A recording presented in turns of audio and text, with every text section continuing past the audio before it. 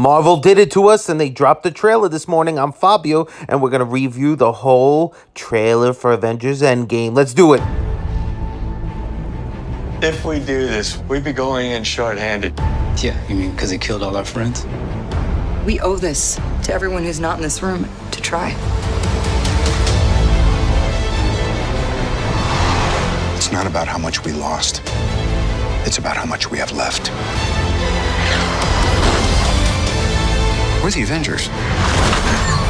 We gotta finish this. You trust me? I do.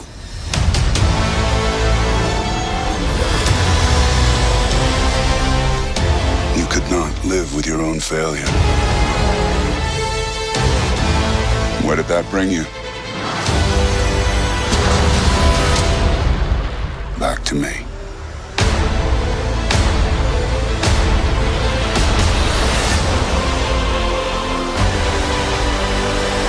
Tickets on sale now. All right, we're going to talk quickly about the Avengers Endgame now piece by piece, but I want to issue a quick spoiler warning in case any of my theories or speculation comes out to be true, and it seems to bother you that I told you early, but you know what? Get over it. You're watching this video. Let's do it. If we do this, we'd be going in short-handed. Yeah, you mean because he killed all our friends?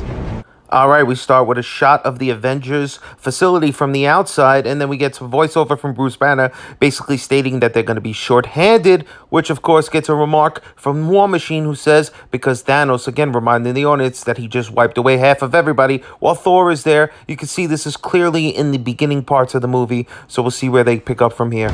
We owe this to everyone who's not in this room to try. All right, now you get a little part from Black Widow with her voiceover, but the picture shows her, seems to be in Japan, maybe when she goes to get Hawkeye.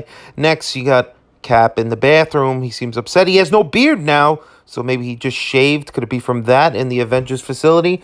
He's looking into his own eyes, wondering, what kind of man am I? I gotta stop Thanos. Let's keep it going. It's not about how much we lost.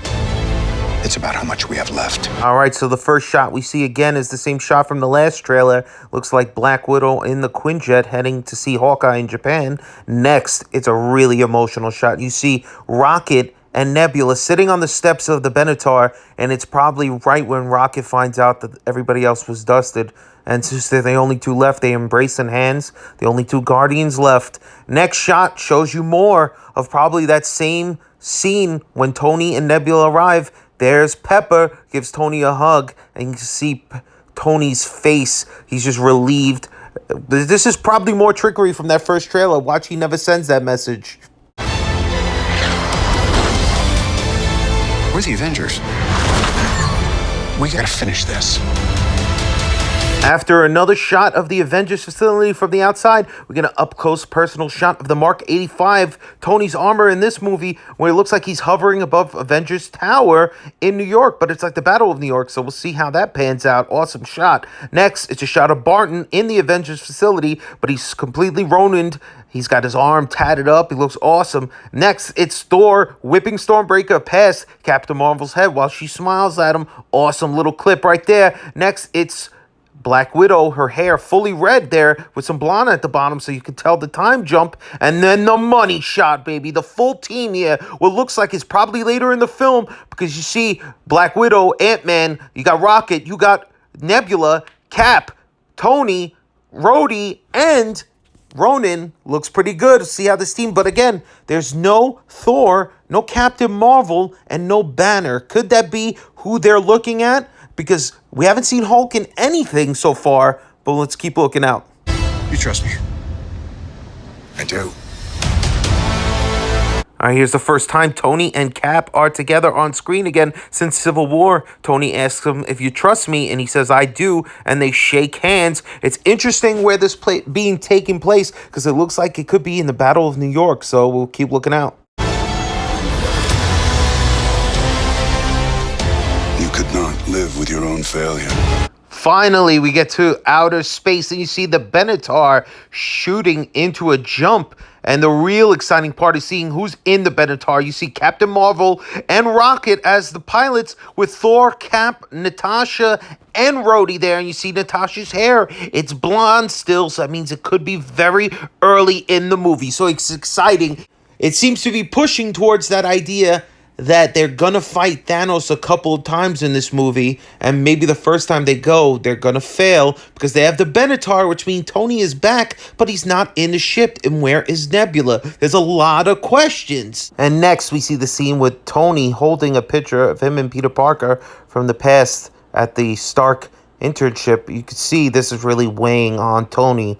He's really dealing with a lot of guilt over Peter's death, because it kind of is a callback to when he was holding the picture of the student who died in Sokovia. It seems to be that Tony can't get over the guilt of losing people and putting them in harm's way. So that's probably where Tony's going to lie. Maybe some time is going to pass, but he's not going to be able to get over it. And like Cap says, some people move on, but not us. But we're going to move on. Let's go.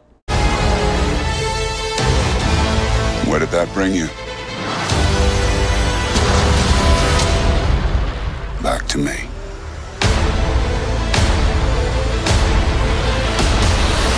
All right, in the last set of clips, you see Thanos' ship as his voiceover really starts to take command, and we get a shot of Nebula looking, what looks like they're looking up at the ship with Rhodey right there, right over his shoulder. He looks like he's wearing maybe his War Machine Mach 4.